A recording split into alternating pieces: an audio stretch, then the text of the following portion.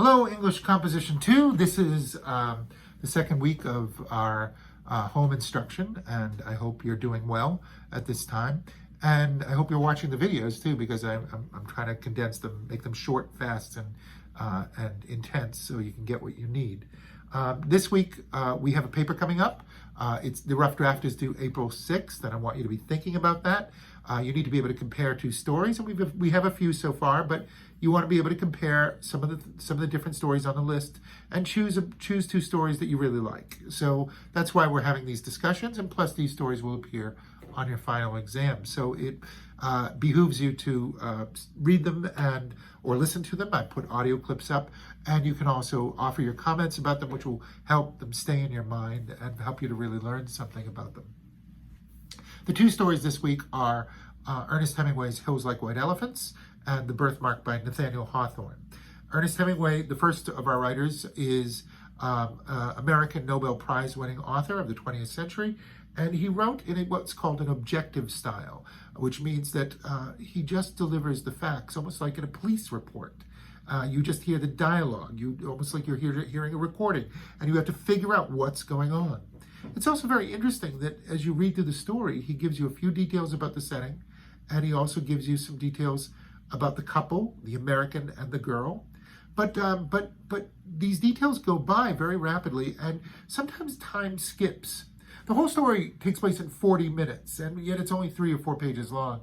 So he's skipping very quickly along. Sometimes the couple orders a couple of drinks, and then it's 5 or 10 minutes later, they've already finished those drinks, and they're ordering another set of drinks. Don't think that they're knocking him back like an alcoholic.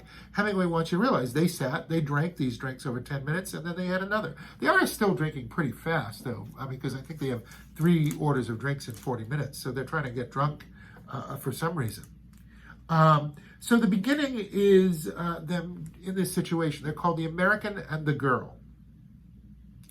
The American is the American man, right? And the girl, is she not American? Maybe she is, but she's just called the girl.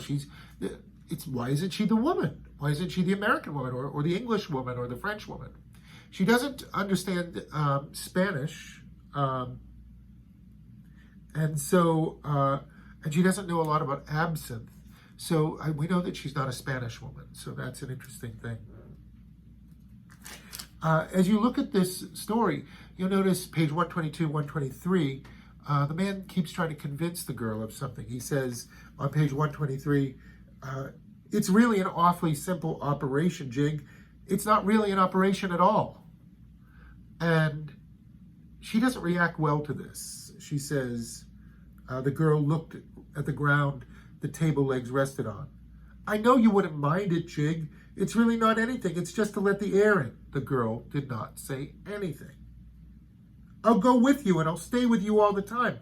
They just let the air in and then it's all perfectly natural. And she says, then what do we do afterward? We'll be fine afterward, just like we were before. What makes you think so? So he's asking her to have a very simple operation, and she's suggesting that they won't be the same way they were afterward. You're going to have to figure out, and I think you will figure out, what kind of operation he's trying to get her to have, and I think you'll also figure out why she's very upset that she can't have something that I think she would like to have. The interesting thing, too, is you have to figure out the dialogue and who's speaking. You have to look at the clues in the sentences. It doesn't say he said and then she said, but you know that he calls her Jig and she doesn't answer, and then she doesn't answer again. And I think you might know what it means when a couple is talking and the woman doesn't answer, she's just silent, and the man keeps talking and keeps talking and keeps talking. So think about that, and think about whether the man in the story gets his way. At the end of the story, he picks up the bags. They were on one side of the station, and I believe they were going towards Barcelona, and then they've gotten off the train because of this news, and now they're going to move over to the other side of the train and get on a new train that goes back to Madrid, the direction they came from. So they're going backwards, and it's a very interesting thing. What does it mean? Does the man in the story get his way? Does she have this simple operation, as it's called, you'll have to read and figure out for yourself. Now, on the next story, page 219, is Nathaniel Hawthorne's The Birthmark.